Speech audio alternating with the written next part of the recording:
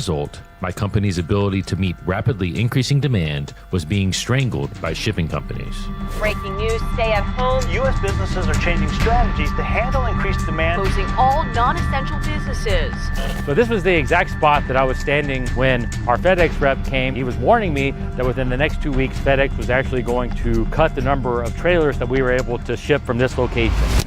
This is the story of how I doubled down and created a brand new factory from zero to fully functional in just 60 days and changed the trajectory of FilterBuy forever. So my first day of work was March 2nd, 2020. Working for FilterBuy during that time gave me a real sense of purpose when it became clear that we were going to be essential to opening businesses, getting schools back, hospitals needed us. It was really something else. Governor Cuomo was having these weekly addresses. I think they might have even been daily. And he was talking about a path forward to reopen.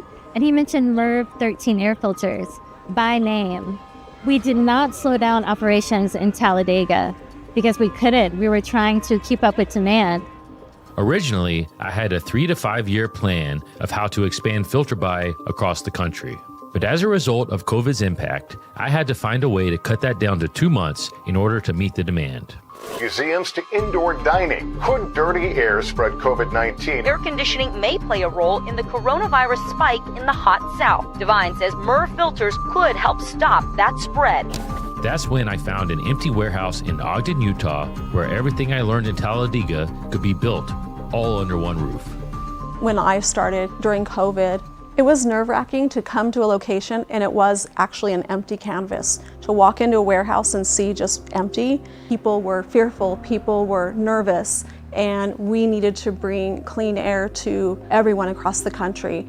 Early on in COVID, Amazon stopped allowing third-party sellers to send product into their fulfillment centers, which is something that we were doing in a big way prior to that. And about 3 weeks later, FedEx made the decision that they were getting overloaded, specifically in the Southeast Center, and we're going to limit the number of packages that we could ship out of our Talladega facility in any given day. In order to get around that, I made the decision to quickly open up this Ogden, Utah center to serve the whole West Coast of the United States. FedEx gave us additional capacity out here, which allowed us to continue to serve our customers in the height of the pandemic.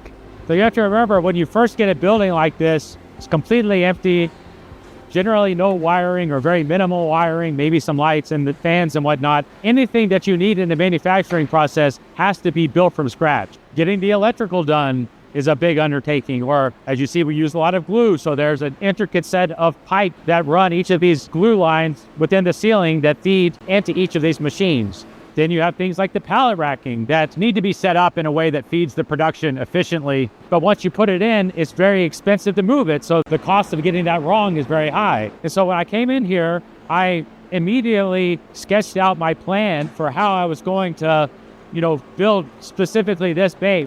Within the first 10 days, we had that plan and we were starting to put up the pallet racking, installing the machines, starting with 3 or 4 machines in the beginning. Within the first month, we were shipping our first filters that were manufactured here out the door to our customers.